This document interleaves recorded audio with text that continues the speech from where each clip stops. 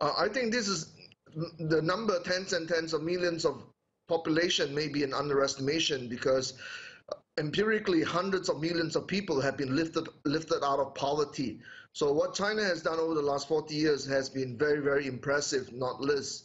But we have to be aware that because of the one-child policy that was only lifted a few years ago, and the population is still declining, so that China is facing a very serious aging problem over the next few years. In fact, 25% of Chinese population will begin to age by 2020.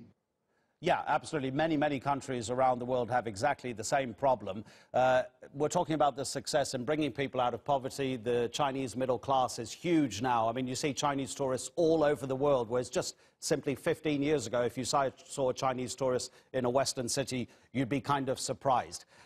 Has the country done this by actually abandoning some of the more key elements of communist policy? Because while it calls itself a communist country, it has quite a few almost neoliberal policies in the way it interacts with the rest of the world. You're absolutely right. In fact, China has gone beyond the capitalist model in so many ways.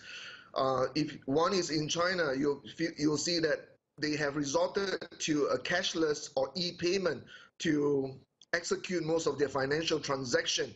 And this is way ahead of many Asian or even Western countries. So China has that knack or ability to transcend what it has set its sight on. Now, how so long? In many sense, China excuse is me. now a Sorry, please carry on. Society. Sorry, just repeat that last bit again. In many sense, China is now a post-capitalist society because it's adopting many features that is being experimented and explored by advanced capitalist countries, but never quite to the extent at which China is doing it, such as the e-payment or the cashless system. Okay, that's really interesting because that does lead on, does it not, to the question of how long it can continue to act in a way that, well, we could almost say suppresses some members of society. The huge amount of censorship, especially now in the internet age, the way it treats some minorities, especially the Uyghur Muslims. How long can it continue to have that post-capitalist system and deny people basic rights that they would expect in a more liberal kind of post-capitalist system? Well, over the last 20 years, the central leadership in Beijing has tried very hard to address the poverty issue in the western side of China, which is areas like Xinjiang, where Uyghur Muslims used to be. The policy hasn't been all that successful, I think, because of a huge influx of Han Chinese immigrants.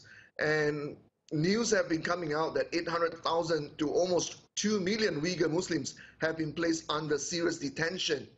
And that is a sign that all the economic development, the narrative that we are getting from China is not completely accurate. There are certain parts of China that are not enjoying the fruits and the benefits of prosperity.